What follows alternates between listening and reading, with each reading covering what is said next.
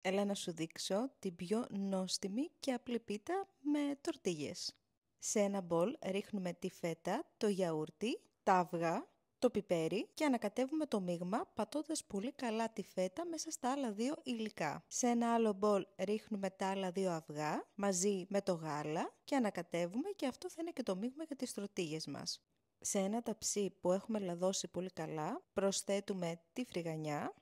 Τοποθετούμε μία μουλιασμένη τορτίγια στη βάση και 5 ακόμη περιμετρικά και μία από πάνω για να κλείσει σαν πίτα.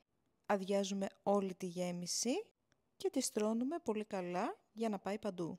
Κλείνουμε όλες τις τορτίγες προς τα μέσα και σκεπάζουμε με άλλη μία τορτίγια. Στο μείγμα που περίσσεψε προσθέτουμε λίγο αλεύρι και δημιουργούμε ένα χυλό. Αδειάζουμε το χυλό πάνω από την πίτα μας και προσθέτουμε παπαρουνόσπορο. Ψήνουμε στους 180 βαθμούς στις αντιστάσεις για 45 λεπτά. Δοκιμάστε το και